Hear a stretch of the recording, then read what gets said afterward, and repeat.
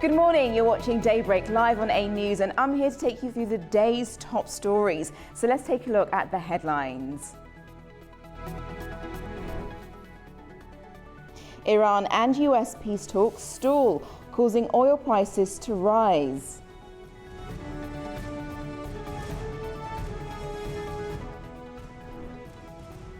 Israeli strikes kill 14 people in Lebanon amid a fragile ceasefire.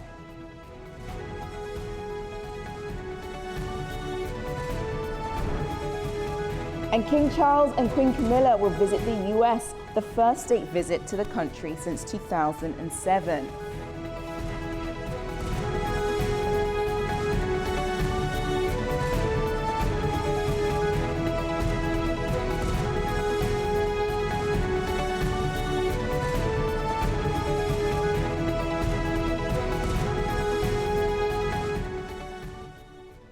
First story this morning, and there is uncertainty growing over peace talks between the United States and Iran as both sides show signs of stepping back from direct engagement.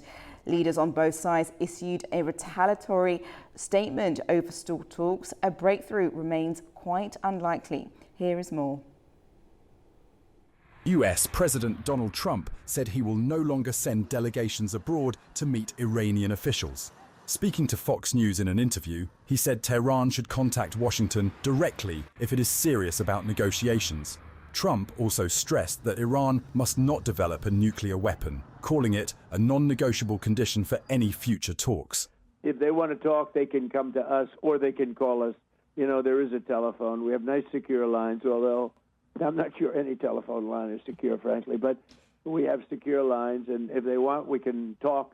But we're not sending people to travel 18 hours to meet where you literally think of this. We had a meeting for Tuesday, and it was on Saturday that I was saying, when are we meeting? Tuesday, because it's so far. So great respect for Pakistan, but I will, because they've been terrific. They've really tried, and they'll stay involved. But we're going to do it by telephone. So if they want, they can call us. On the Iranian side, President Masoud Pezeshkian criticized Washington's approach. He said continued pressure, including sanctions and what he described as hostile actions, is weakening trust. According to his office, these measures are making it harder to create the right conditions for diplomacy. At the same time, Iran's Foreign Minister Sayed Abbas Araghchi has been actively engaging with regional partners. During recent visits, including trips to Islamabad and Oman, he conveyed Iran's position through diplomatic channels. Reports from Iranian media say he delivered written messages outlining Tehran's red lines. These conditions are said to focus on Iran's nuclear program and strategic waterways, including the Strait of Hormuz, a key global oil route. Araghchi is expected to continue consultations with a planned visit to Russia, signaling that Iran is seeking broader regional and international support. Now let's take a look at the story shaping the day across the globe, and we head first to the Guardian website, sticking with our top story this morning with Iran and US relations and what's been going on there, saying the title is "No Headway in Middle East Peace Efforts as US and Iran Refuse to Yield." So as you just heard in that particular report, there's hopes of a breakthrough in negotiations, but that is fading and fading quite quickly since Sunday. Trump also stopped the US delegations of Jared Kushner plus another going over to Pakistan for further talks. So those mediators, there's no one there. Finance Minister was in Pakistan yesterday saying that they wanted to continue talks, but are quite signaled skepticism over Washington's intentions. And the finance minister actually wrote on X, have yet to see if the US is truly serious about diplomacy. Now, as I mentioned, President Donald Trump cancelled the visit by his envoy Steve Witkoff and Jared Kushner, the two men who were taking part in a second round of talks tentatively. And Trump has said that if they want to talk, they can call. So both right now are on a standstill, and because of that, oil prices have climbed again this Monday. Now, Brent crude oil actually rose more than 2% and is at a week high at $107.97 That's since the Asian per barrel since the Asian markets opened this morning. But we'll keep you up to date with any further progress taking place today. And we also have a guest from Pakistan to kind of delve deeper into what this means and where things can go from here.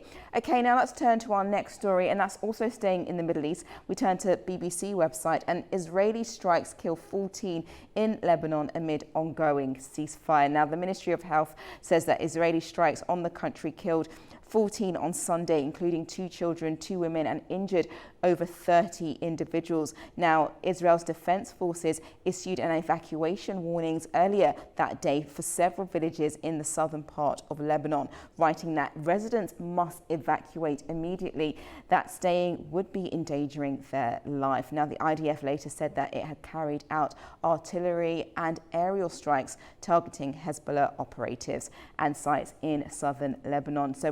So we know that there is a current ceasefire in place, but that is very fragile at the moment because both parties, especially in regards to Hezbollah, which is an Iran-backed group and not under Lebanon, is trying to still make sure that things are not exactly where they need to be for these two. The two countries remain under a temporary ceasefire since it was introduced, and it was actually extended by 3 weeks on Thursday when President Donald Trump announced it. Now, under the deal, Israel actually says it retains its right to take all necessary measures in self-defense at any time against planned, imminent or ongoing attacks, which is why we're seeing what we're seeing. We're still seeing attacks from Israel's side. We're still seeing attacks from Hezbollah's side in regards to this ceasefire that has this condition. Now, speaking at a government meeting, Israeli Prime Minister Benjamin Netanyahu said the IDF is active and is acting with force in Lebanon, stating that Hezbollah's actions are disintegrating the ceasefire. But we'll keep you updated in relation to that. Now, let's turn to our third story this morning, and this is everywhere and will continue to be. So this is the chaos in pictures following what happened in Washington, D.C., chaos as a gunfire heard in an event to do with a correspondence ball. Now, Donald Trump has recently told 60 Minutes, which was aired yesterday on US TV, that he wasn't worried about injuries during the commotion at the press dinner and said, "We live in a crazy world." Some of these pictures you can see are of correspondents and top officials lying on the floor to get cover and to remain in safety. If we keep scrolling down, it actually goes further just to see some of those pictures that took place at this event. Also, in the statement on Sunday, the White House said that Trump stands fearless after surviving alongside cabinet members an assassination attempt when shots were fired. As we can see here, Trump making sure he's being escorted off the out of the event with these armed guards right by his side there as well. And if we also turn to the New York Times website, we'll have a video. Now, just to add, Trump told Fox News that the suspect had a lot of hatred in his heart for a while and said his family knew he had difficulties. He added that the suspect had a manifesto as well in regards to that. And here's a photo, here's the video of this. So this was the dinner right now, and if we just press play, you're able to see exactly what happens. So White House officials, there's Trump talking with First Lady Melania Trump as well, and another attendee right by his side when gunshots are heard at the place and they duck and they dive for cover. Now, this black and white footage, you can see the suspect there running extremely quickly, armed to get through past security right there with his weapon as they respond to what has just happened. So it was at the White House Correspondents' Association dinner, and here you can see Trump being escorted out, and then he later gave a press conference of what happened. Now, the suspect has been identified as Cole Thomas Allen, a 31-year-old from California. That's what US media reported, and he has been formally charged and will be in court later on today. Now, the suspect preliminary findings suggest the shooter targeted Donald Trump and his officials. He also emailed what a senior official called a manifesto to his family minutes before the attack, saying he was targeting members of the Trump administration and expressed his political anger while noting, "I don't expect forgiveness."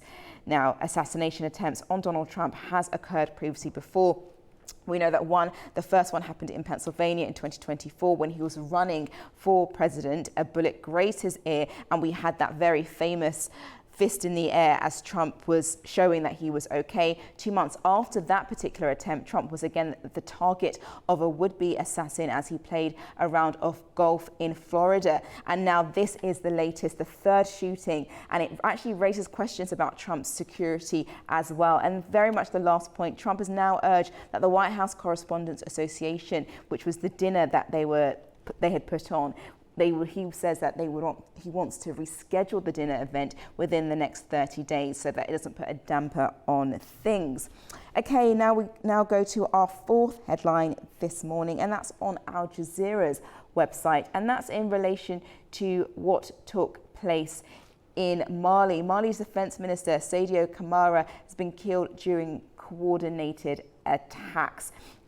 And that was over the weekend. On Sunday, there was an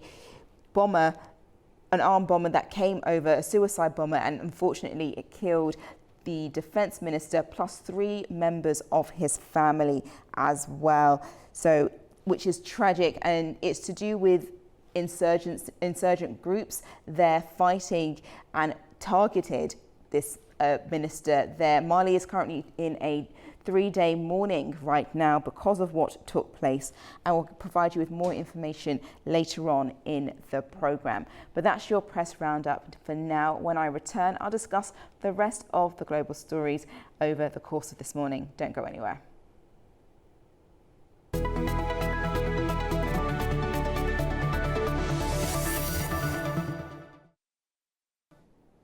Welcome back. You're watching Daybreak. Now let's have a look at the global stories this morning. Now to the latest from the Israel-Lebanon border, and 14 people have been killed in southern Lebanon. Renewed hostilities are testing an already fragile ceasefire. Here's more. Smoke was seen rising from southern Lebanon following airstrikes, with Lebanon's health ministry saying 14 people were killed on Sunday, including 2 children and 2 women, and at least 37 others were injured. Earlier, the Israel Defense Forces issued evacuation warnings for several villages, urging residents to leave immediately and warning their lives would be at risk if they stayed. The military also says a 19-year-old Israeli soldier was killed and 6 others wounded in a drone attack by Hezbollah inside Lebanon. Separately, Hezbollah launched 3 drones towards Israel, which the Israeli Air Force says were intercepted before crossing the border. Tensions had already escalated on Saturday when Benjamin Netanyahu ordered the military to vigorously target Hezbollah positions, just 2 days after the ceasefire was extended. At least 6 people were killed in strikes on southern Lebanon that same day. The violence comes despite a ceasefire between the 2 sides that took effect on April the 16th and was extended by 3 weeks last Thursday. Under the agreement, Israel says it retains the right to act in self-defense against imminent threats.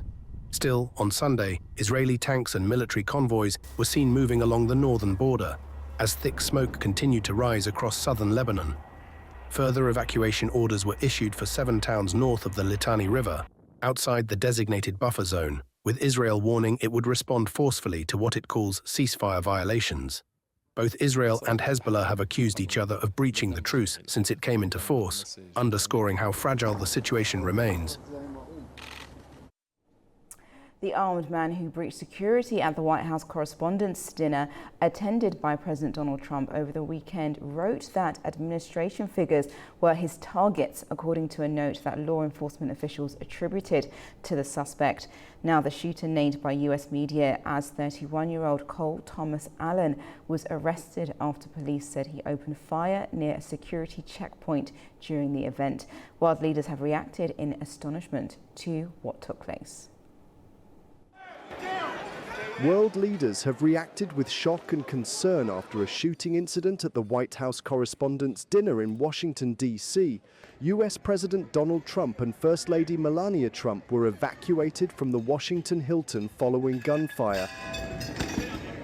European Commission Vice President Kaja Kallas said she was relieved all attendees, including President Trump, were safe and stressed that political violence has no place in democracy. Israeli Prime Minister Benjamin Netanyahu said he was shocked by the incident, expressed relief Trump and the First Lady were safe, and praised the rapid response of security forces. Azerbaijan's President Ilham Aliyev said he was deeply disturbed by the shooting, called it unacceptable, and expressed relief that Trump, the First Lady, and guests were safe. UK Prime Minister Keir Starmer condemned the incident, calling it shocking and saying any attack on democratic institutions or press freedom must be strongly condemned. Spain's Prime Minister Pedro Sanchez said violence is never the answer and that humanity can only move forward through democracy, coexistence and peace. The incident has drawn widespread international condemnation, with leaders united in messages of relief that no fatalities occurred and calls for stronger protection of democratic events. Staying on this topic, leaders also across Latin America responded quickly on social media after the shooting at the White House Correspondents' Dinner, stating that Mexico's President Claudia Sheinbaum said she was relieved that Donald Trump and his wife were safe. Brazil's President Lula da Silva also expressed solidarity, calling the attack unacceptable and offering support to the American people. Venezuela's acting president, Delcy Rodriguez, who you can see now, said violence can never be justified, stressing that peace must remain the priority. Meanwhile, the presidents of Bolivia and Argentina echoed similar messages, condemning the incident and voicing support for Washington.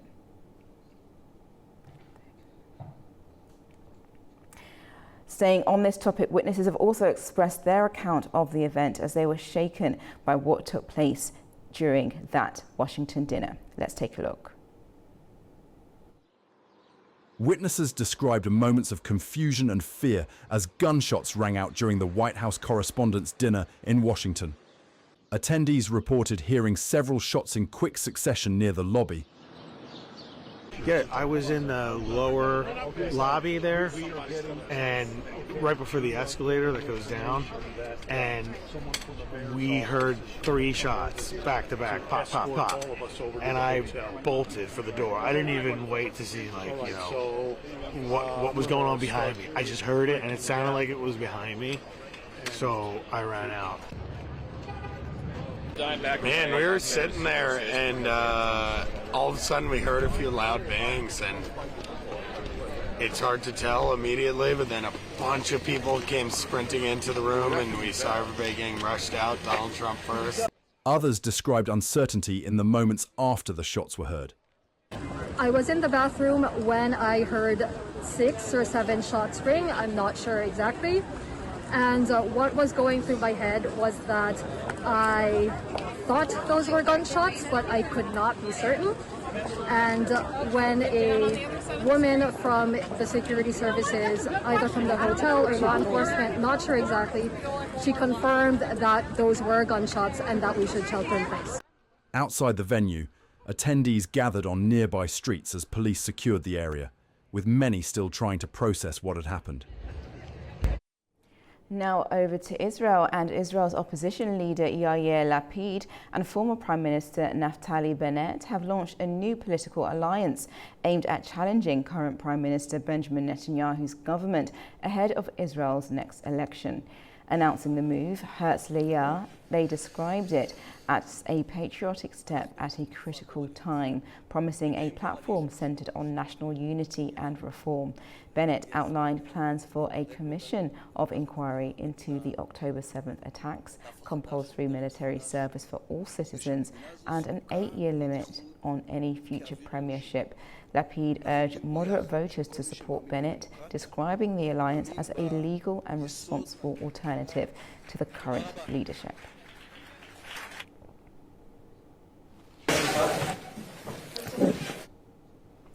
Britain's King Charles and Queen Camilla are visiting the US later today, the first British state visit to the country since Queen Elizabeth II's visit in 2007. The royal couple will visit Washington, D.C., New York and Virginia between the 27th and 30th of April. Security concerns rose after a suspected gunman attempted to storm a Washington event, prompting further talks and assurances that appropriate measures will be in place. Buckingham Palace announced on Sunday evening the visit would continue as planned.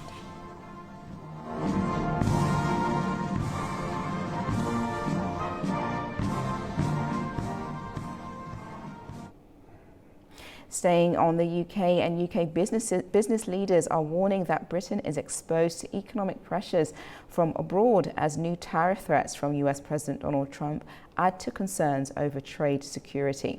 The British Chambers of Commerce said the UK's inadequate economic security is putting growth and jobs at risk, and is urging the government to create an EU-style trade defence mechanism with powers covering duties, market access, investment checks and subsidy controls. The call follows Trump's threat to impose a major tariff unless the UK drops its digital service tax on US technology firms.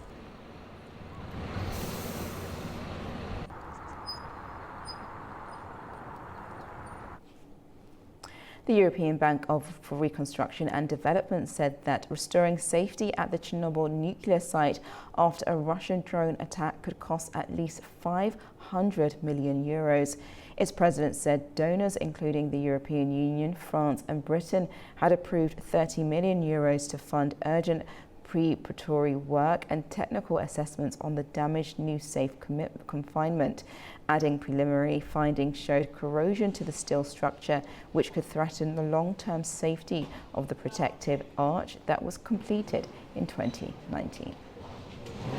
I'm very happy to see the commitment and the understanding from all partners participating to this meeting that this will be a shared effort, that this is a global interest to ensure nuclear safety and to cooperate on this issue, and already some first outcome with the signing of this €30 million with the Chernobyl plan that will allow preliminary work to stabilize the situation and further study also to prepare for the full-fledged reparation that should be done before 2030 and should start practically by the beginning of 2028.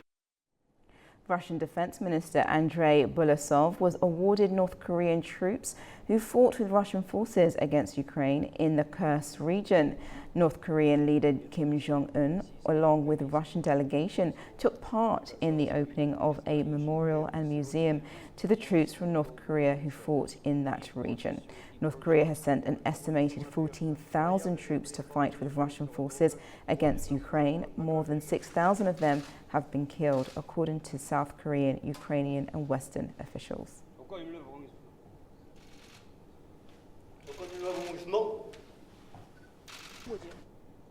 The US military says it has carried out a deadly operation in the Eastern Pacific, targeting a vessel accused of drug trafficking. Three men were killed in the strike.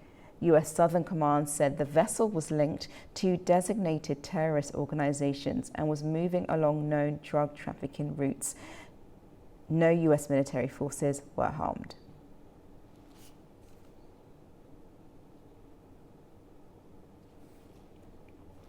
Turning to South America, and fraud allegations are casting a shadow over Peru's presidential election as candidates dispute the results in an already tight race.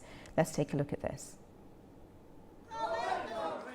A razor-thin race in Peru is heading toward a runoff after a dramatic and disrupted day of voting. With nearly 96% of ballots counted, left-wing candidate Roberto Sanchez and right-wing contender Keiko Fujimori are tied at 38%. Sanchez said on Saturday he was confident of reaching a June runoff against right-wing frontrunner Keiko Fujimori.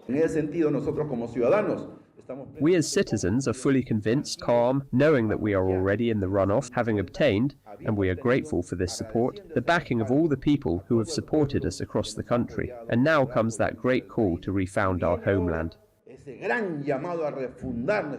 Sanchez is also planning legal action, accusing electoral authorities of acting outside the legal framework.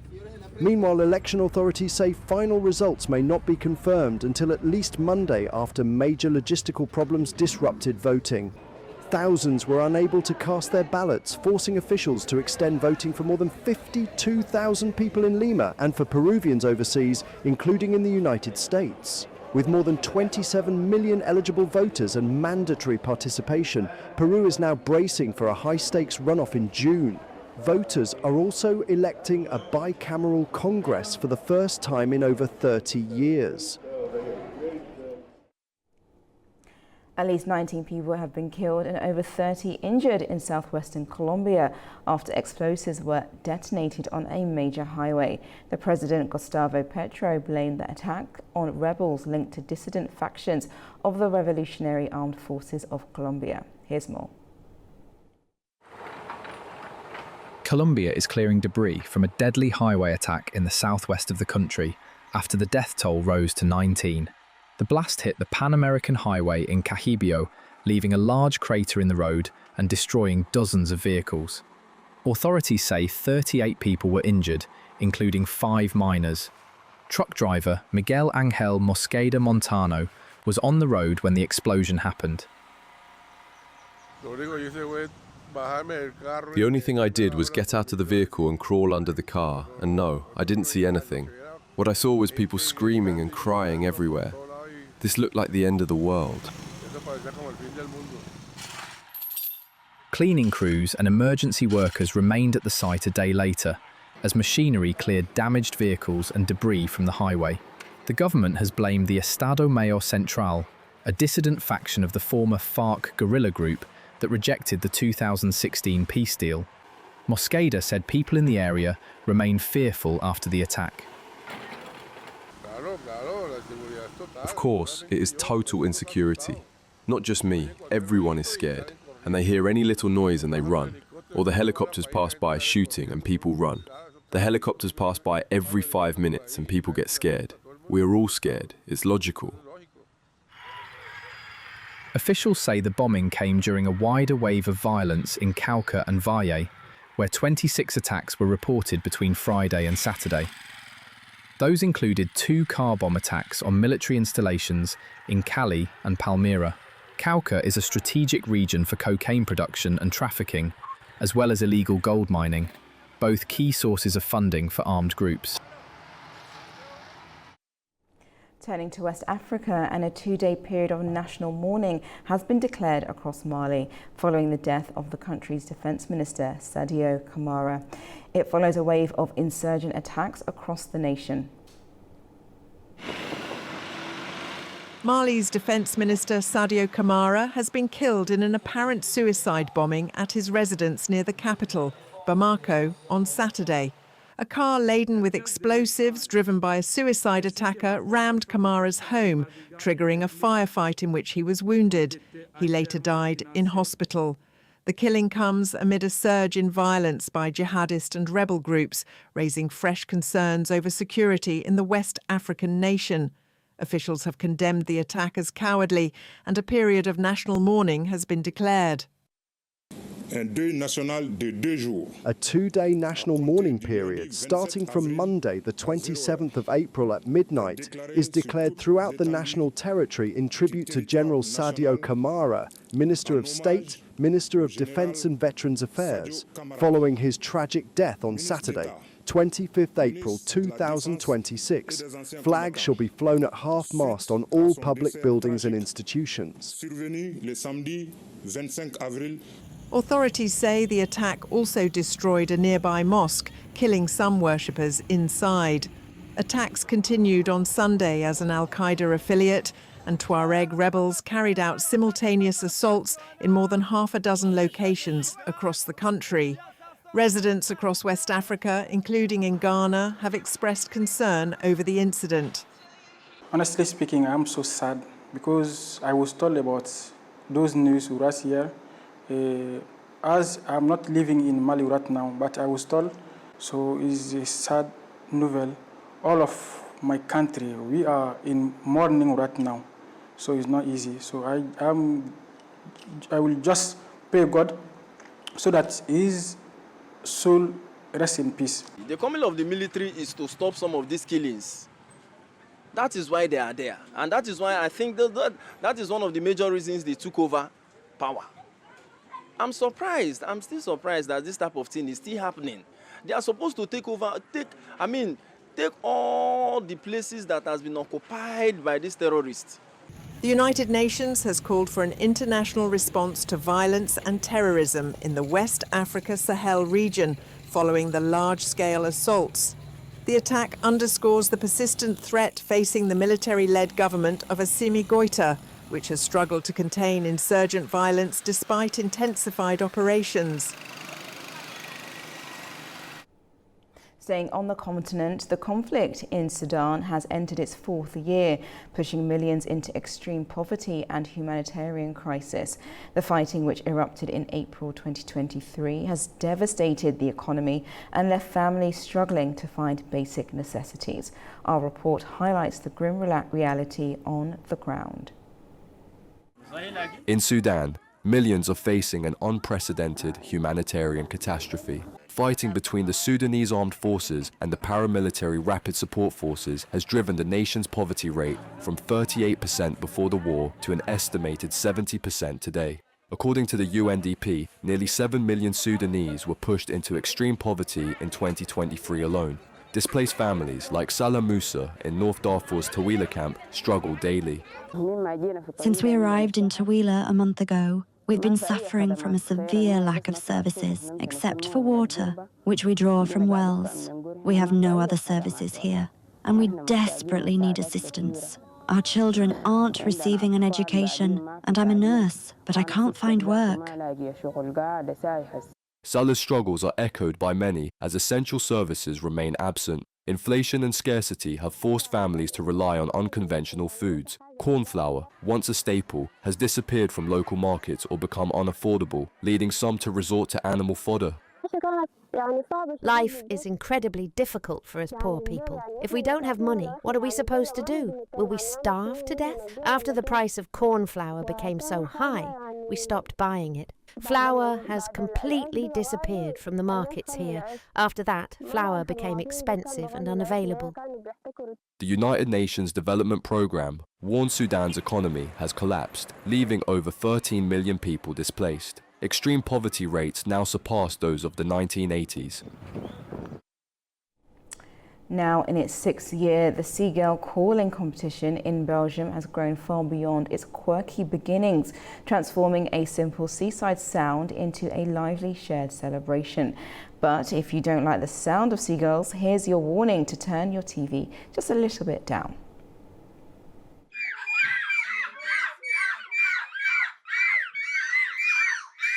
In Belgium, the sound of the seaside took centre stage as contestants gathered for one of Europe's most unusual competitions.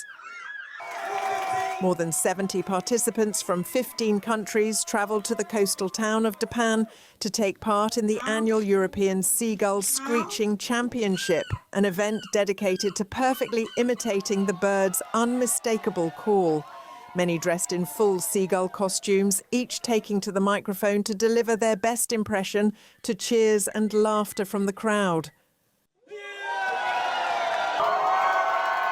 Behind the humour, organisers say there's a message.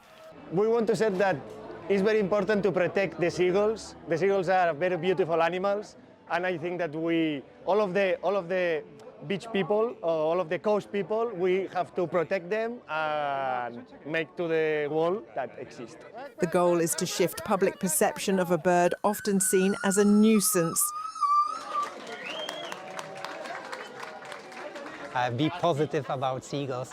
They're calls, they belong to the sea. When you are on a holiday, you always remember the waves of the sea and the calls of the seagulls. I found it hilarious that it was one competition in a thing that I was doing but was very weird.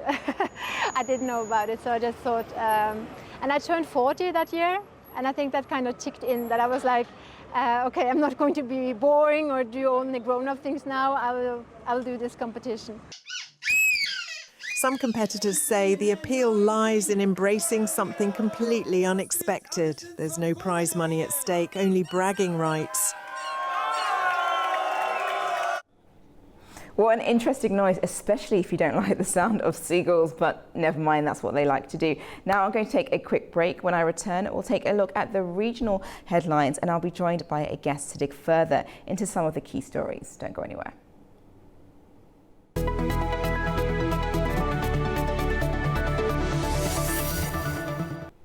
Welcome back and thank you for joining me this morning. Now let's head to the stories in the region, and first we are going to head and talk about Ukraine and Azerbaijan relations. Ukraine continues to navigate the profound challenges of an ongoing war, and President Volodymyr Zelensky's visit to Azerbaijan emerges as a development of layered significance beyond the formalities of bilateral engagement. The visit reflects a broader intersection of humanitarian cooperation, political signalling and strategic positioning. Joining me now is political analyst Ulvia Zulfikar. Welcome to the programme. Hello, nice to see you. My first question to this visit, Zelensky's visit to Azerbaijan, is to what extent does Zelensky's visit actually highlight Azerbaijan and Ukraine relations? Thank you. Yes, the recent visit of Ukrainian president to Azerbaijan represents a new stage in Azerbaijan-Ukraine relations, marked by agreements and a clear shift towards strategic coordination. And this visit was observed with 6 bilateral agreements with a focus on security, defense, industry, and energy cooperation. And the visit should be interpreted not merely as a bilateral engagement, but as part of a broader geopolitical repositioning. Azerbaijan is increasingly positioning as both as a logistical hub and a diplomatic platform. And the defense dimension stands out as the central pillar of this visit. The agreements emphasize cooperation in the defense industrial complex, including potential joint production and technology exchange. Ukraine is effectively exporting its experience, particularly in countering threats and drone warfare, which has become a valuable strategic asset. And energy cooperation forms the second strategic axis. Agreements in this area reflect Ukraine's need to diversify energy sources in a broader sense. This aligns with Europe's ongoing efforts to reduce dependency on limited suppliers and strengthen alternative energy corridors. And Azerbaijan's role here is not only as a supplier, but as a reliable transit and energy partner. And one of the most geopolitically significant outcomes of the visit is Zelensky's statement that Ukraine is ready to hold peace talks with Russia in Azerbaijan. This stresses Azerbaijan's diplomatic status, positioning it as a potential neutral platform for negotiations. Given previous mediation efforts in countries like Turkey and Switzerland, the inclusion of Azerbaijan reflects growing trust in official Baku's balanced foreign policy. And overall, the visit demonstrates that Azerbaijan-Ukraine relations are evolving into a multidimensional strategic partnership with 3 key layers: security, cooperation, energy alignment, and diplomatic coordination. And Ulvia, thank you for that. You actually kind of stepped into the next type of point of my question in Zelensky's statement, which was that Ukraine is ready to hold peace talks with Russia in Azerbaijan, introducing a new diplomatic dimension. Now, how realistic is that particular prospect, and how might Russia view that? So I think Russia is also aware of Azerbaijan's balanced diplomacy, and Ukraine president's suggestion also reflects it already. And furthermore, it will depend, of course, on Russia's political will. But however, the proposal itself already shows official Baku's neutrality and balanced policy. And being a platform, I think, to peace talks would one more time stress Azerbaijan's peaceful position on every directions. And do you think that proposal reflects Azerbaijan's recognition in regards to a balanced foreign policy? During post-conflict period, Azerbaijan came up with suggestions of the opening of transportation routes and bringing the peace to the whole South Caucasus. And today, not only Ukraine and Russia, I think the whole world sees this, and it won't be surprising that Azerbaijan will be getting more and more this type of political proposals. Beyond the diplomacy of the visit, it also raises questions about the future economic dimension of bilateral ties. To what extent, then, do you think economic cooperation develop under wartime constraints, and what sectors are most likely to drive this process in the longer term? So this visit can be assessed as a significant political development, signaling a new phase in bilateral relations, also economic, as you said. And the agreements signed during this visit go beyond diplomacy and reflect a shift toward practical cooperation, particularly in defense, energy, and strategic industries. And this visit aligns with Azerbaijan's long-standing policy of maintaining a balanced and multi-vector foreign policy. And Azerbaijan continues to expand its network of international partnership while preserving regional stability. In this context, strengthening ties with Ukraine, both politically and economically, carries value for Ukraine, especially under ongoing security conditions.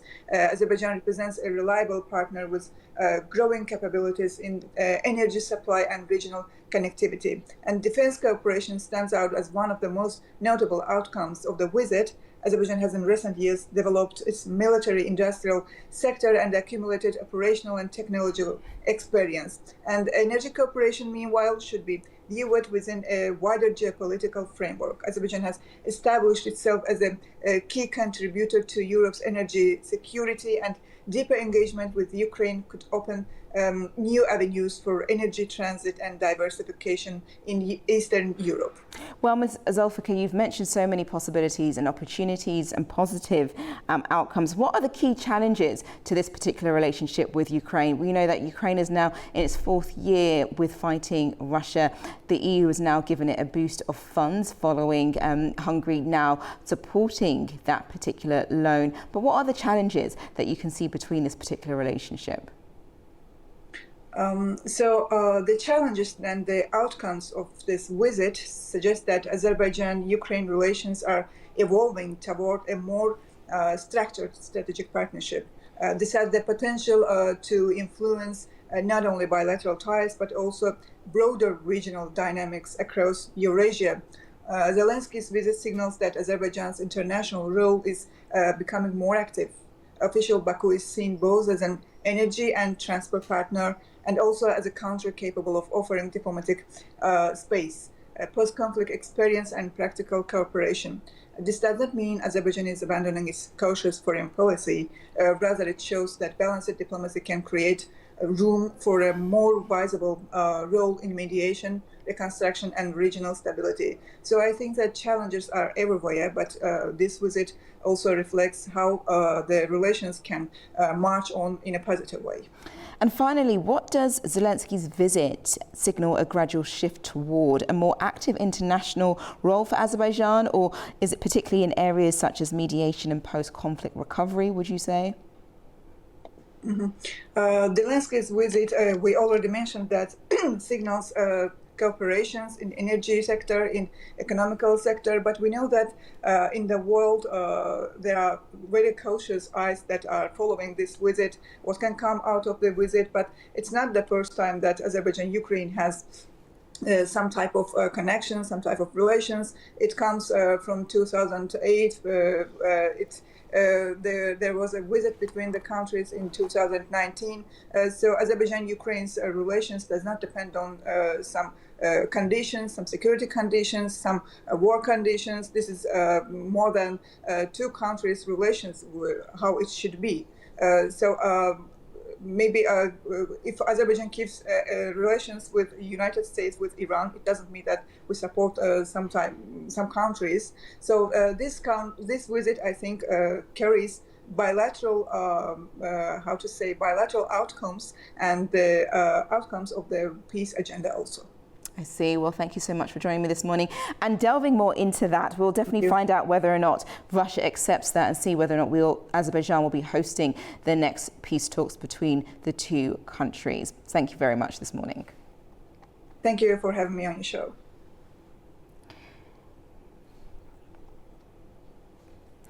Turning to the Middle East, and international flights are gradually returning to Iran after weeks of disruption caused by regional tensions, with passengers once again departing from Tehran's main airport. Iran has restarted limited international passenger flights at Imam Khomeini International Airport following a suspension that lasted more than 50 days. Only a small number of destinations have reopened so far, including Medina in Saudi Arabia, Muscat in Oman and Istanbul. The suspension came after strikes involving the United States and Israel, followed by Iranian retaliatory attacks across several countries in the region. For many passengers, the reopening has allowed long-delayed travel. I am traveling to Istanbul to visit my daughter. She is a student. It has been very difficult. I couldn't stay in touch with her because we didn't have internet. I'm very happy that flights have resumed. Some travelers remain concerned about the situation. We are worried because of the war. We heard some thuds in Tehran a few nights ago. No one knows what will happen. Airport officials say more routes are expected to be introduced gradually. Flights to Beijing and other Chinese cities have long been a major part of this airport's schedule and remain so. Cargo flights are definitely operating. Passenger flights, as I mentioned, are being planned for implementation. Airport officials say operations remain limited, with more routes expected to be introduced gradually.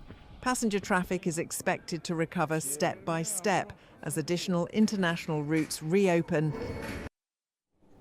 Turkey's Foreign Ministry has pushed back against remarks made by New York Mayor Zoran Mamdani, accusing him of politicizing the events of the 1915 for narrow political purposes. In a statement, the ministry said such comments risk undermining ongoing efforts aimed at fostering stability and dialogue in the South Caucasus. Earlier, the Ministry of Foreign Affairs of Azerbaijan also condemned a statement by Mayor Mamdani regarding the so-called Armenian genocide. That can mend the heartbreak this family is feeling now. Russia says oil from Kazakhstan bound for Germany through the Druzhba pipeline will be rerouted from the 1st of May due to technical constraints. The move affects Kazakh oil supplies previously sent through the route. Transneft head said a resumption of flows to Germany is not expected anytime soon. Alternative routes include the Caspian Pipeline Consortium system and Russian ports on the Baltic and Black Seas.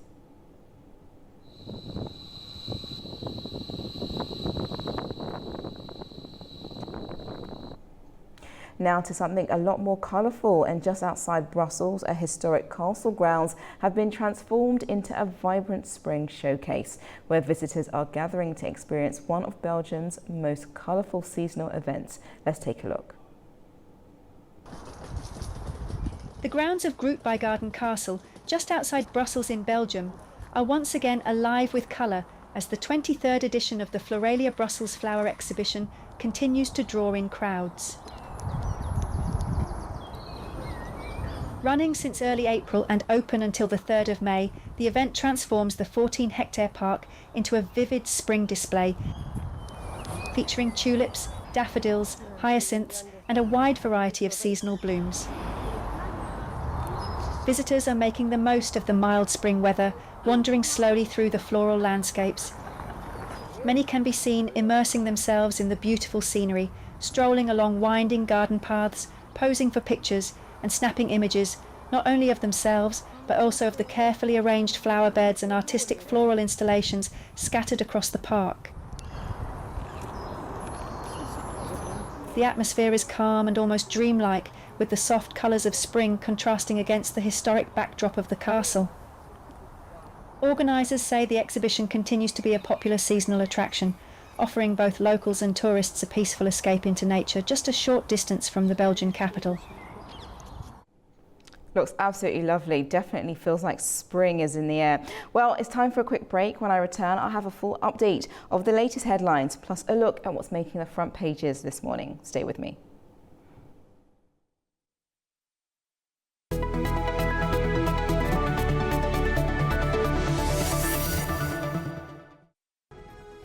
Now let's take a look at the stories making the front pages this morning, and we head first to Al Jazeera and what's going on the first headline they have here, which is Mali's Defense Minister Sadio Kamara killed during coordinated attacks. Now he has been killed in what is being confirmed as an apparent suicide truck bombing on his residence near the capital Bamako. So multiple news outlets reported his death. This was part of a wave of coordinated attacks by jihadist militants and separatists carried out across the country. State TV State TV also confirmed the death several hours later, saying that Camara died from his injuries. For years, Mali has actually been plagued by insurgencies by groups affiliated with Al-Qaeda and the Islamic State group, as well as the FLA. Now, militants affiliated with Al-Qaeda also killed at least 3 members of Camara's family as well. And now Mali has issued a 2-day state of mourning since this attack happened. But we'll keep you updated further with more information as we get it. Now we head to the next headline this morning, and that's on CBC, and that's in relation to a world record marathon milestone shattered by Kenya's Sawi breaks fabled 2-hour barrier by 30 seconds in London. Now, Sebastian Sawi made history at the London Marathon this weekend by becoming the first athlete to run under 2 hours and 30 seconds. If we go to this video just coming up below, you'll be able to see him start off and begin his race. As you can see there, 1 hour 59.30 seconds. So he just made it under there. The 31-year-old Kenyan crossed the line in 59.30 seconds. It was more than 1 minute faster than the late Kelvin Kiptrum's previous record of 2 hours and 35 seconds, which was set in 2023. And hopefully we'll get to that video just so that you can see a little bit more of that. Now, he beat Ethiopia's Yomif Keljalaka, who was running his first marathon and finished in 1 hour 59 and 41 seconds. Source said that he was feeling good and told reporters there that he was so happy and it is a day to remember for him. He said he started the race well. Approaching the finishing race, he said he was feeling strong, and finally reaching the finish line, he said that he saw the time and he was so excited. Let's see if we can press play on this video just so that you can see exactly his run at the start of the race before it quickly goes further into the next story.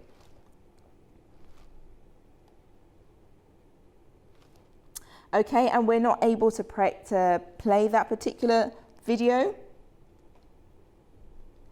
Okay, we head next now to The Guardian, and that's in regards to the Middle East peace efforts as US and Iran refuse to yield. And that's in relation to a breakdown in agreements between the two countries. Now, on Sunday, there were no further scheduled meetings to bring the two sides together. Pakistan is still trying to mediate between the two sides, but on Sunday, Iran's foreign minister returned to Pakistan for a second consecutive day of talks with mediators. Foreign minister described his Pakistan trip on Saturday as a very fruitful one, but signaled skepticism over Washington's intentions. Writing on X, he said that he's yet to see if the US is truly serious about diplomacy. Now, on Saturday, Donald Trump actually decided to cancel a visit to Pakistan by envoys Steve Witkoff and Jared Kushner. The two men were due to take part in a second round of talks, but unfortunately that has now been tentatively taken off the table, which was scheduled for this weekend. Trump is now saying that if Iran is serious, they can give him a call. Now let's go to our story to provide more further information with this particular report. US President Donald Trump said he will no longer send delegations abroad to meet Iranian officials. Speaking to Fox News in an interview, he said Tehran should contact Washington directly if it is serious about negotiations. Trump also stressed that Iran must not develop a nuclear weapon, calling it a non-negotiable condition for any future talks. If they want to talk, they can come to us or they can call us. You know, there is a telephone. We have nice secure lines, although I'm not sure any telephone line is secure, frankly. But we have secure lines, and if they want, we can talk. But we're not sending people to travel 18 hours to meet where you literally think of this. We had a meeting for Tuesday, and it was on Saturday that I was saying, when are we meeting? Tuesday, because it's so far. So great respect for Pakistan, but I will, because they've been terrific. They've really tried, and they'll stay involved. But we're going to do it by telephone. So if they want, they can call us. On the Iranian side, President Masoud Pezeshkian criticized Washington's approach. He said continued pressure, including sanctions and what he described as hostile actions, is weakening trust. According to his office, these measures are making it harder to create the right conditions for diplomacy. At the same time, Iran's Foreign Minister Sayed Abbas Araghchi has been actively engaging with regional partners. During recent visits, including trips to Islamabad and Oman, he conveyed Iran's position through diplomatic channels. Reports from Iranian media say he delivered written messages outlining Tehran's red lines. These conditions are said to focus on Iran's nuclear program and strategic waterways, including the Strait of Hormuz, a key global oil route. Araghchi is expected to continue consultations with a planned visit to Russia, signaling that Iran is seeking broader regional and international support. Now, staying in the Middle East, we head to the Israel and Lebanon border, and 14 people have been killed in southern Lebanon. Renewed hostilities are testing an already fragile ceasefire. Here's more. Smoke was seen rising from southern Lebanon following airstrikes, with Lebanon's health ministry saying 14 people were killed on Sunday, including 2 children and 2 women, and at least 37 others were injured. Earlier, the Israel Defense Forces issued evacuation warnings for several villages, urging residents to leave immediately and warning their lives would be at risk if they stayed. The military also says a 19-year-old Israeli soldier was killed and 6 others wounded in a drone attack by Hezbollah inside Lebanon. Separately, Hezbollah launched 3 drones towards Israel, which the Israeli Air Force says were intercepted before crossing the border. Tensions had already escalated on Saturday when Benjamin Netanyahu ordered the military to vigorously target Hezbollah positions, just 2 days after the ceasefire was extended. At least 6 people were killed in strikes on southern Lebanon that same day. The violence comes despite a ceasefire between the 2 sides that took effect on April the 16th and was extended by 3 weeks last Thursday.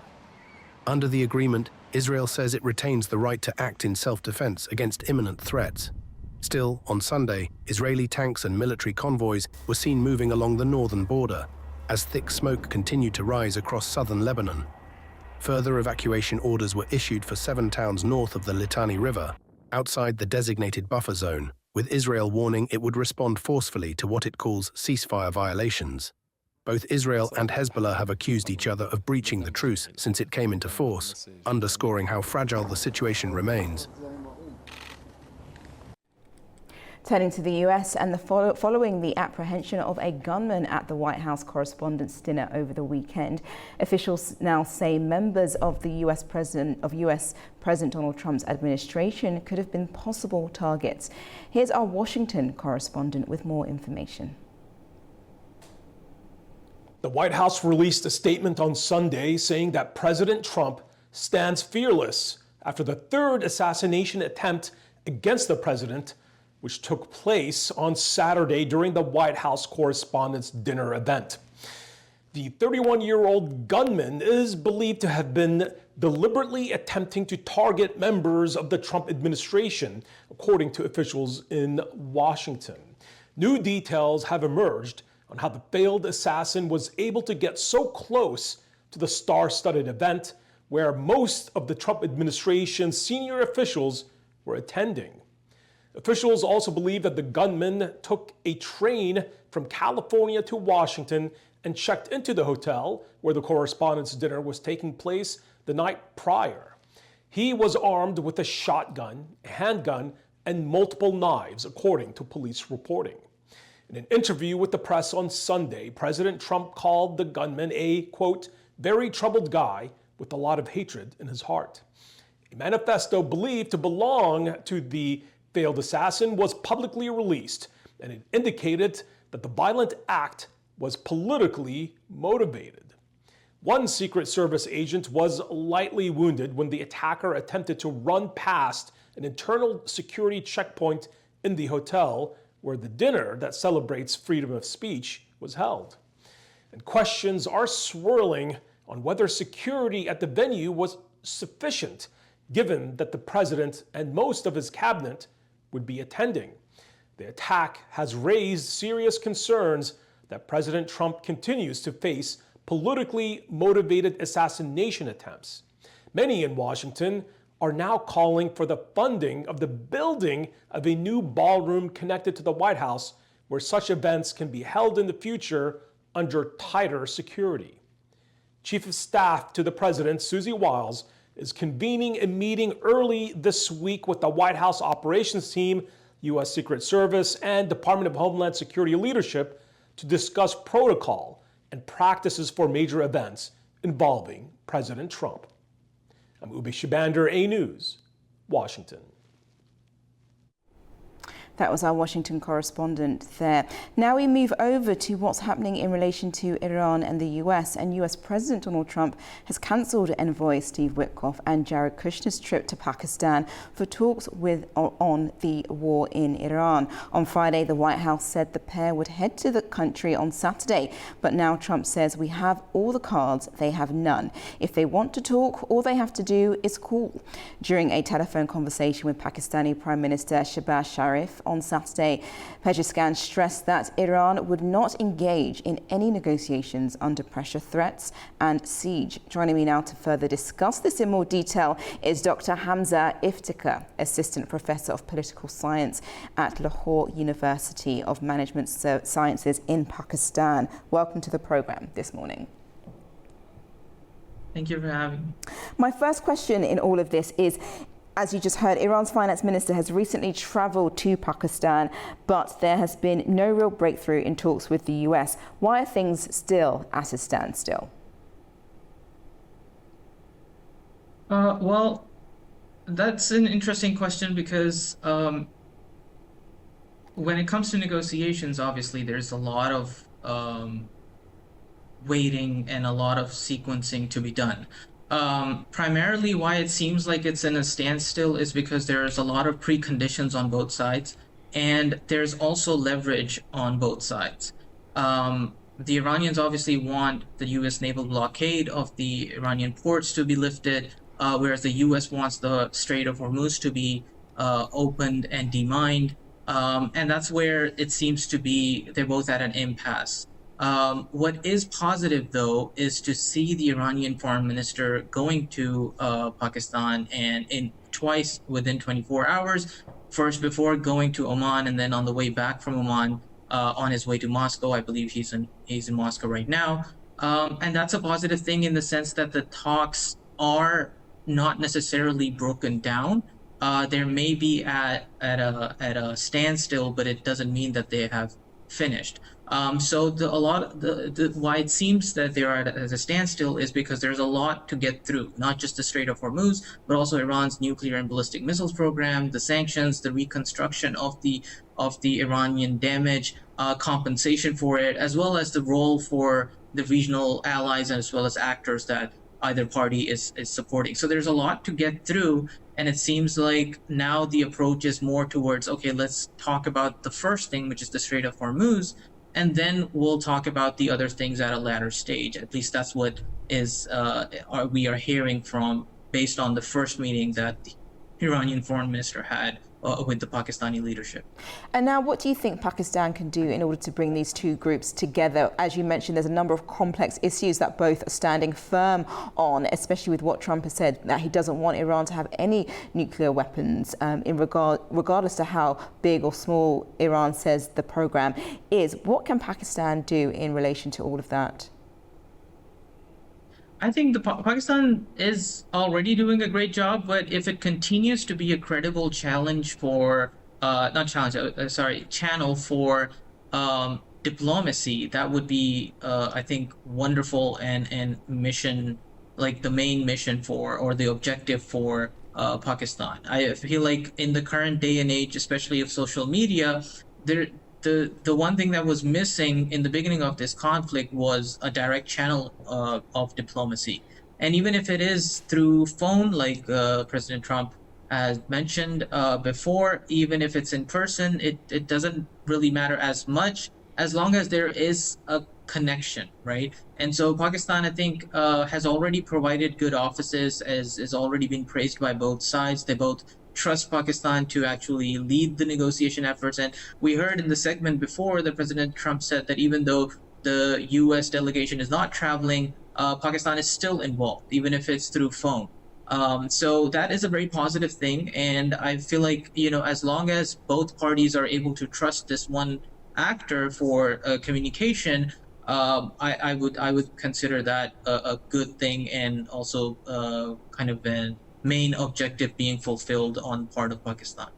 Right. And do you think Trump is right when he says they have all the cards and Iran doesn't have any? Do you think that the US has the upper hand because of its blockade to its Iranian ports, to the Iranian ports there? While the US does have significant leverage because of the blockade and also the direct pressure on the Iranian economy, I wouldn't say that US has all the cards, because the whole reason why we are this far into the conflict and a standstill or a blockade is because the Iranians also have some cards. Like I mentioned before, they both parties have leverage. It's asymmetric leverage to an extent. But to say that the US has all the cards would also mean that the US is able to easily end the whole conflict, right? And the reason they haven't been able to do so is the Iranians do have the Strait of Hormuz card, which they have been very careful to not overplaying it or underplaying it. So to say that the U.S. has all the cards, I would say that might be arguably a wrong assessment. But the U.S. does have significant cards, obviously. That's why both parties are. That's why not just both parties, but also everyone in the region, but also at the world stage, is keenly vested in trying to get this resolved as soon as possible. And just on that, especially when it comes to the Strait of Hormuz and oil not being able to pass through there and having an impact on the global market, what can other countries do, and especially in relation to Iran's allies, China and Russia? Would you think that they would step in at all, either to help Iran or to help provide mediating efforts? That's a good question, because like I said, I mean, we just heard today the Brent price is again over $100. It's, I think, $107 per barrel. And that hurts. That hurts all the nations in the world. And it definitely hurts big players like China and Russia. Especially with the foreign minister of Iran's visit coming to Russia right now, and the Chinese obviously being involved in the diplomacy efforts through Pakistan as well. I see them playing a larger diplomatic role. I don't necessarily see them playing a neutral peace broker role. For that to happen, obviously the state has to be neutral, right? And as far as that is concerned, Pakistan would remain that. But China and Russia definitely can play a role in terms of being either as external guarantors for what Iran is promising, for instance, if there is an agreement, or provide kind of diplomatic counterweights to make sure that both parties are getting their fair share out of whatever the agreement is. The likelihood of them being involved obviously is great, because it affects them as much as it affects on other nations. So they're definitely likely to be involved, albeit in a more diplomatic role rather than a neutral peace broker.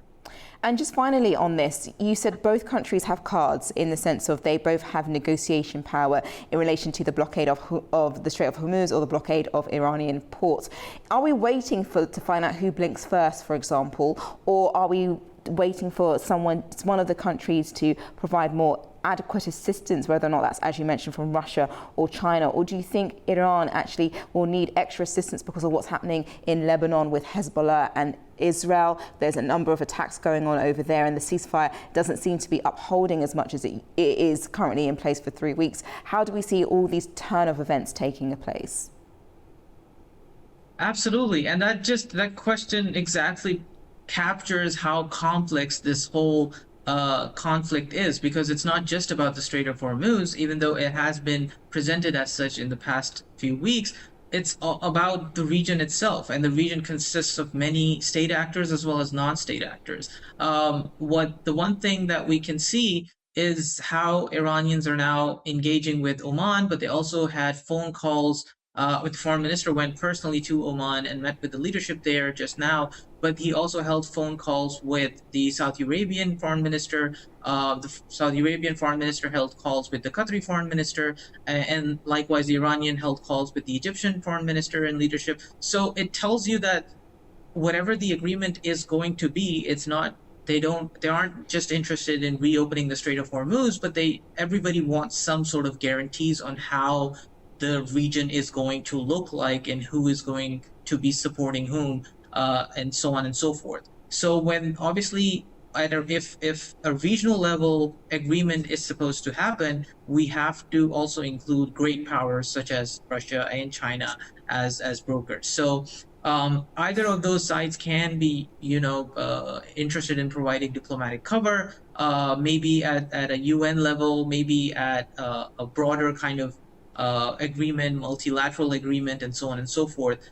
So it does seem like, because there's so many variables involved in this, including the fighting that is going on in Lebanon, it is very much likely that it's going to be not just the two Iran versus US parties involved in an agreement like this, but also other nations as well, who are closely following this and I think the coming week is going to be very crucial if there is to be any framework or diplomatic agreement signed.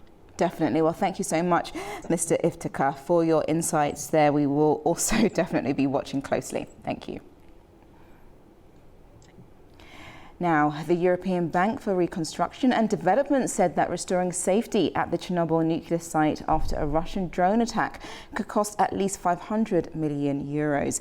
Its president said donors, including the European Union, France and Britain, had approved 30 million euros to fund urgent preparatory work and technical assessments on the damaged new safe confinement, adding preliminary findings showed corrosion to the steel structure, which could threaten the long-term safety of the protective arch that was completed in 2019. I'm very happy to see the commitment and the understanding from all partners participating to this meeting that this will be a shared effort, that this is a global interest to ensure nuclear safety and to cooperate on this issue, and already some first outcome with the signing of this 30 million euros with the Chernobyl plan that will allow preliminary work to stabilize the situation and further study also to prepare for the full-fledged reparation that should be done before 2030 and should start practically by the beginning of 2028.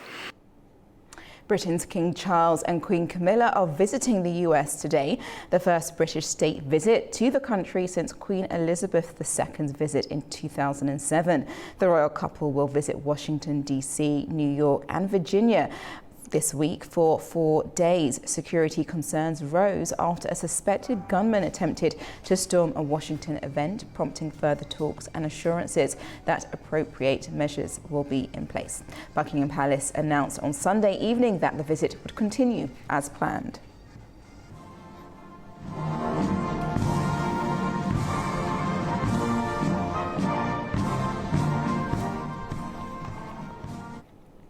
Turning to West Africa, and a 2-day period of national mourning has been declared across Mali following the death of the country's defense minister, Sadio Kamara.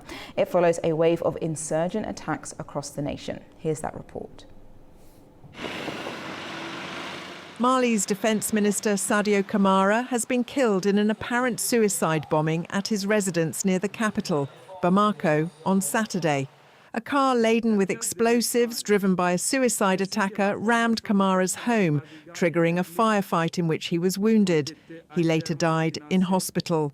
The killing comes amid a surge in violence by jihadist and rebel groups, raising fresh concerns over security in the West African nation. Officials have condemned the attack as cowardly, and a period of national mourning has been declared. A 2-day national mourning period starting from Monday, the 27th of April at midnight, is declared throughout the national territory in tribute to General Sadio Kamara, Minister of State, Minister of Defence and Veterans Affairs, following his tragic death on Saturday, 25th April 2026. Flags shall be flown at half-mast on all public buildings and institutions. Authorities say the attack also destroyed a nearby mosque, killing some worshippers inside. Attacks continued on Sunday as an al-Qaeda affiliate and Tuareg rebels carried out simultaneous assaults in more than half a dozen locations across the country. Residents across West Africa, including in Ghana, have expressed concern over the incident. Honestly speaking, I'm so sad because I was told about those news last year. As I'm not living in Mali right now, but I was told, so it's a sad novel. All of my country, we are in mourning right now, so it's not easy. So I will just pray God so that his soul rest in peace. The coming of the military is to stop some of these killings. That is why they are there. And that is why I think that is one of the major reasons they took over power. I'm surprised. I'm still surprised that this type of thing is still happening. They are supposed to take all the places that has been occupied by these terrorists.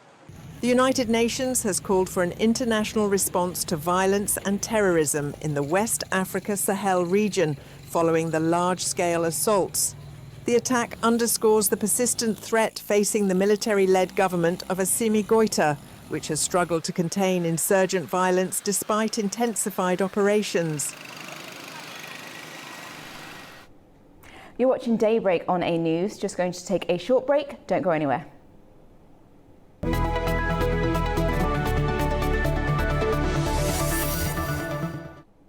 Welcome back. You're watching Daybreak with me, Nadia Jani. Now let's go to the world of technology. And social media company Meta says it will track the clicks and keystrokes of its employees to train its AI models.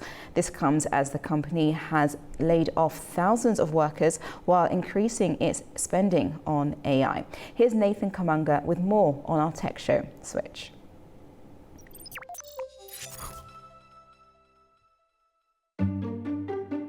You ever sometimes get the weird feeling that somebody's watching you? Well, if you work for Meta, that might be more than just a feeling.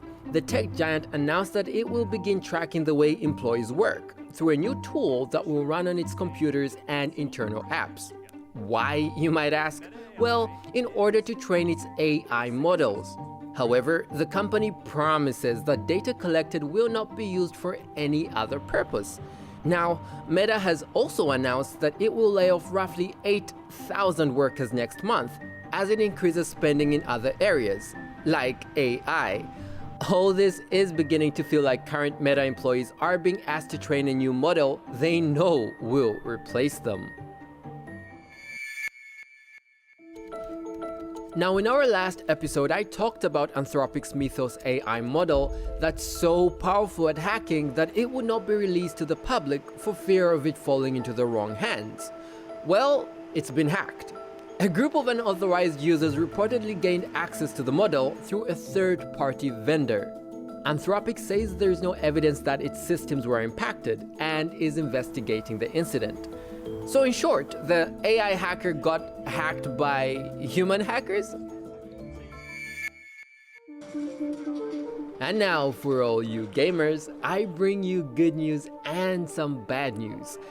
The good news is Xbox says it's dropping the price of its subscription service, Game Pass. The service gives players access to a vault of Xbox games for a flat monthly fee. In the UK, Game Pass Ultimate has dropped to £16.99 a month, and PC Game Pass, $10.99. Now for the bad news, Call of Duty games will not be included on Game Pass Ultimate or PC Game Pass at launch. You would have to wait nearly a year for them to be added, and if you can't wait, well, buying it outright is the other option. However, Call of Duty titles currently in the Game Pass library are not affected and remain playable for subscribers. Seems like Call of Duty just got called off Game Pass duty. Well, that's all for now. Be sure to catch up with us for more tech news and insights on the next show. AI is definitely slowly taking over the world of tech. Now we head to the streets of Monaco, have turned back the clock because of a historic Formula One car's return for a spectacular celebration of racing heritage. In a rare event held every 2 years, classic machines from the 1950s through to the 1970s have taken to the iconic Monte Carlo circuit, offering fans a glimpse into the sport's golden era. Dozens of vintage cars, each representing a different chapter in Formula One history, roared through the same tight corners used by today's stars. The event, hosted by Monaco's Automobile Club, offers a nostalgic lead-up to next month's Grand Prix, celebrating tradition, speed, and classic engineering.